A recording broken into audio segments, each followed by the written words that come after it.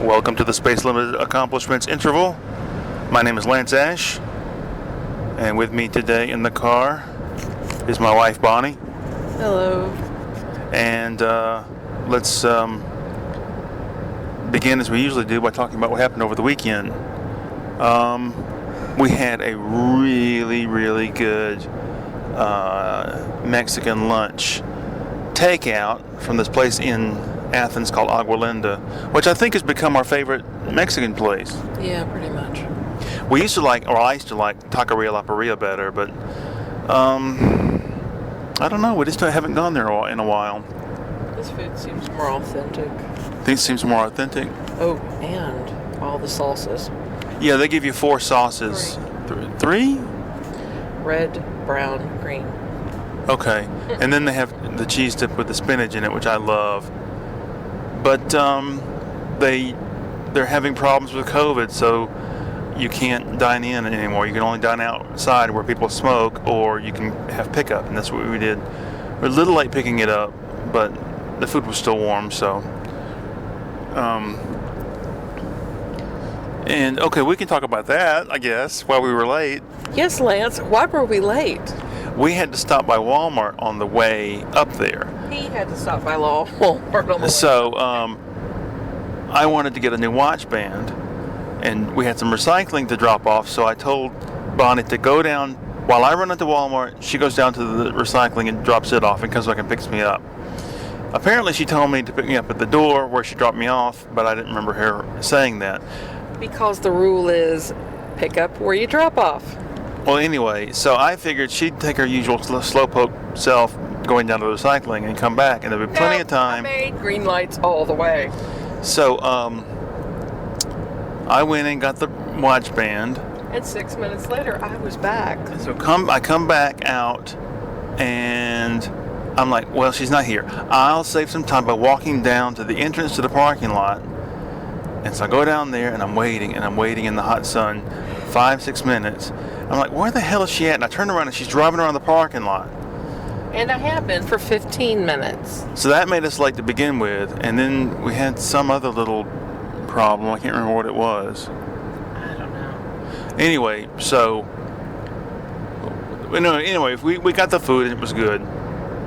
Oh, I know what it was. You were afraid that they might have put meat in our... Yeah, because 2 of them said no meat and 2 of them said jalapenos and mushrooms. And when it says no meat, I think, oh my God, the other one's half meat. But I found the receipt, and it was cool. But anyway, yeah, we're vegetarians, in case you Hitler Youth out there have a problem with that.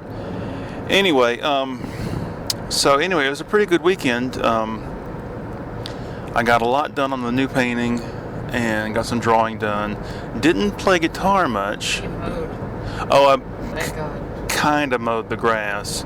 And somewhere out in the backyard, there was a lost garden hose nozzle gun thing. And I tried to find it a couple weeks ago, couldn't find it. Well, I found it this time. The blades on the mower chopped it all to hell. And but it's my mother's mower, so I don't think it'll be a problem. You're wicked. Oh, we got to start remembering what time we started. Talk to your mother. Yeah, I talked to her in person, and she supposedly is starting to show signs of dementia, but I don't see it. Trust me, she is. And I talked to my dad on the phone, which I rarely do. So what did your mother have to say? Oh, that was on the phone. I thought you meant in person. What did your mother have to say? She said that my nephew has had COVID, and that my sister's ex-mother-in-law has it right now. And so I don't know. My sister's a nurse. I'm sure she's taking precautions, but she could get it, Look at all the white cars over there. What is with white cars today? When I was growing up, people didn't have white cars. The majority of cars in America come out of Asia, and they have fleet colors. Fleet white. Look at that. It's a default. Oh, that's a dude. I thought it was a woman mowing her grass with a push mower. Speaking of which, we need to borrow a push mower from somebody so I can get the trim work done. But we've got to start remembering what time we start. So 5:54. 5:54 is when we started? Oh, good job. There's the old Pizza Hut. Now it's a dildo shop. Pepperoni. Oh, So there's a YouTuber named Big Joel, who his name is Big Joel, and he is largely in our political social camp, and he does cultural commentary and stuff. And he was talking about one of his sponsors. If you contributed to him, you'd get something from them. Look at these three fat chicks coming down the. One of them's dragging a rolling suitcase. Anyway, so but the sponsor was Adam and Eve, which is it's a sex toy supplier. Which my uncle had a catalog from them. I must have been 12. He left it down at my grandmother's house, and I was looking through it, getting all horny, and I showed it to my sister. When my dad came to pick us up, she's like, "Lance was looking at this," and my dad threw a fit and said, "That's what perverts look at." So. Oh my God! Another one of his parent stories. Yeah, I stormed out, and I was terrified that he was going to tell my mother when she got home. And it was nighttime, and I got to my knees in the front yard of the house and prayed to Jesus that he. What? Yeah. That. Oh Jesus fucking Christ! I would be spared the hell of my mother finding out. Yeah. But what the point is, I can't believe they're still in business because there's so many people that still. How old were you? I was about 12. When I was 12, my dad gave me a book. Everything you wanted to know about sex, we were afraid to ask. First thing I looked up was blowjob. Really? I couldn't conceptualize of why they would even call it that. Yeah. It wasn't what I thought. Well, when I got my first blowjob, I called up my friend, no names, and said, "Come over here, drive over here. I got to tell you something." So he comes over in the backyard, and I said, "I got a blowjob last night," and he goes, "Oh, you're doing all this stuff, and I haven't ever even kissed a girl." You know who this is? You know who I'm talking about? I do. So anyway, yeah, I must have been 16 because I was able to drive. Must have been. Look at this guy tailgating. Was it R? Yes. I used to want to, when I was about 10, 11, we used to go shopping for cars all the time. And I wanted to get a Jeep at that age. And my driving days are years away. But my dad's always like, no, you don't want a Jeep, bad gas mileage. This is back in the days of what was it, oil embargo or something? Why was there an oil shortage or gas shortage back then? There was an issue with OPEC. I don't know. Was that it? I don't think that America's largely dependent upon Arab oil anymore. Yeah, it is. I thought they mainly supplied to Europe. No, I mean, they're a large supplier, but we're not exclusive. We have a lot of reserves. I would imagine we got most of our oil from Venezuela. Oh, well, that's a big problem. What was up on that hill before they put the movie theater? Just trees? Oh, don't you remember? A whole stand of trees. Yeah, but I mean, I don't. Don't you remember? I remember our friends who refused to go to that movie theater because it was a stand of trees they took down. Yeah, I remember that, but I just can't. It's just funny that piece of property would never have been used. They voted for Dennis Kucinich too. Remember? Well, I think they were happy. They were enthusiastic about Kucinich, but I don't know if they actually voted for him in the final. Oh, they might have done that in the primaries. Yeah. But you know what I was talking about earlier with the history of American political conventions. I just back in those days it'd be nothing but men, and I would imagine this is somewhere between 1880 and 1940, 30. Those must have been nothing but hedonism. These guys come into New York from all over the country, and they're all smokers. They're all drinking whiskey. They're all looking for local whores, and it's all a bunch of backroom dealing in those days. Well, you forget halfway between those 2 points, women finally got the vote. Yeah, but I would imagine there would be very few delegates, women. Women got the vote. Yeah. Shortly thereafter, we had our first female congresswoman. I think she filled her husband's seat. Well, but today, like he's got it sewed up already. Sewn up, sewed up. Anyway, and but back in those days, you didn't know they would have several ballots. He didn't get enough votes on the first ballot. We're going to try again, and then there would be negotiating for the vice presidential seat, and it would oftentimes be picked among those people who had been vying for the top spot, but came in second. It was a balancing act, trying to get everybody to bring certain states on board, same as today.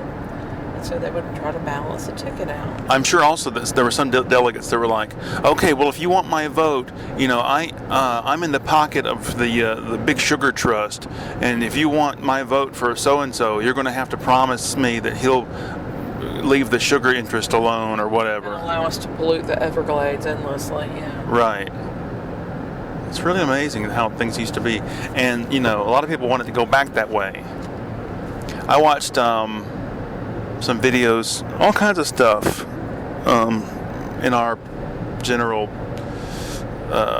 opinion realm, and there was one about this guy was countering PragerU's video about how wonderful John D. Rockefeller was, and but the thing is, I saw a biography of him years ago, and it said that he had no interest in giving his money away to charity until he realized what a bad reputation he had in the general populace. And he hired a PR guy, and the guy said, well, if you want to get a good reputation again, you need to give away some money.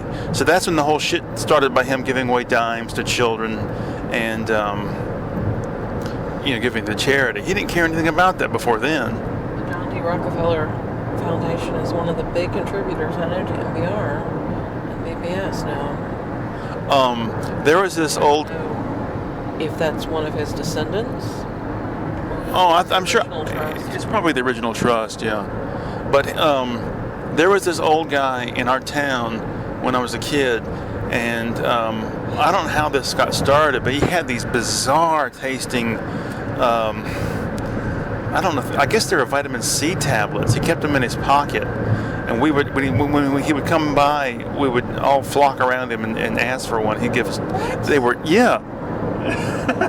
Oh, did he have a van that said free candy on the side? No, he was ancient, and his widow was that lady who threw a fit about not wanting the people who bought the land behind her property to have access to the road. Yeah.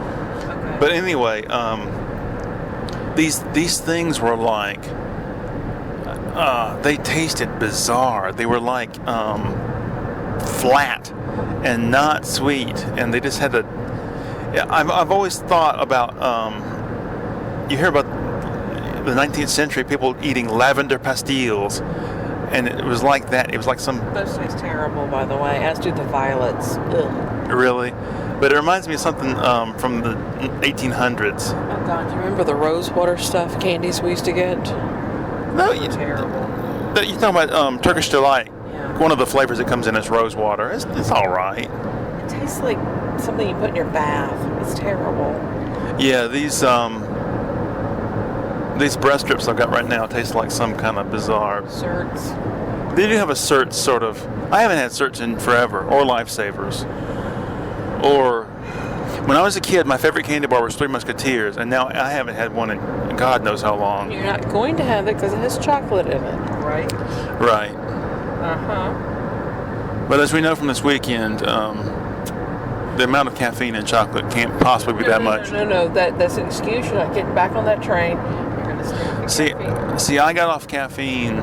Well, look, full history here. I used to be a big coffee drinker, drink a whole pot of coffee before work every night.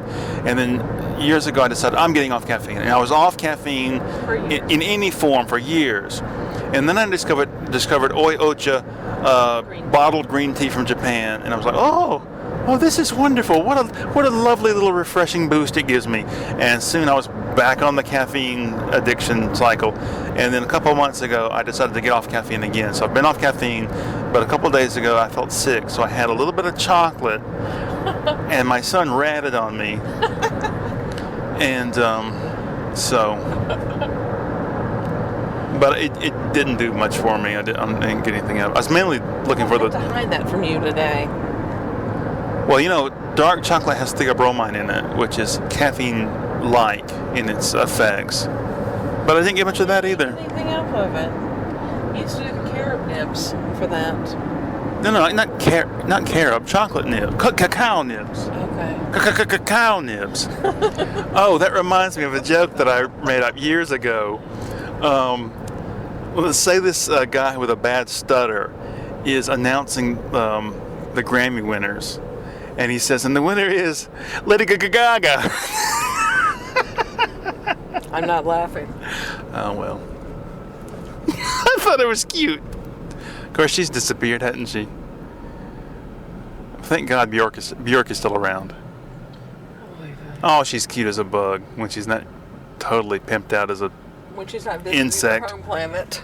Yeah. I love her first 3 or 4 albums. You just want to chase her around the forest.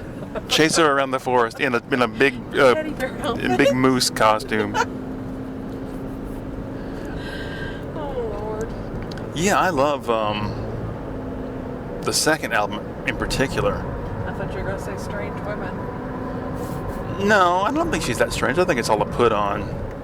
I think she's mentioned how she gets sick of people expecting her to be weird, and another thing she said she was sick of people lusting after her because she represented this little girl fantasy for them. Ew. Yeah. Gross. I have some kind of big band jazz thing she did that not many people know about. I got it at Goodwill.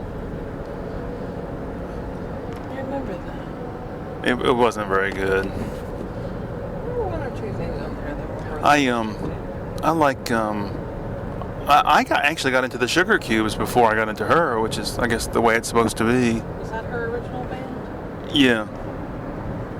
I think her boyfriend was the guitar player or something at the time. But now I see that Iceland is a hotbed of nudity and sexuality and what's the word? Relaxed living. These, naked blonde girls lolling around in hot tubs. Sounds like a good place to live. Of course it does. And we are approaching the end of the episode, so this has been we need to have a focused show next time. Topics that, pick a topic and stick to it. But, all right. You got anything else to say? No, I'm finished with the stream of consciousness. All right. Well, thank you very much for listening. See you next time.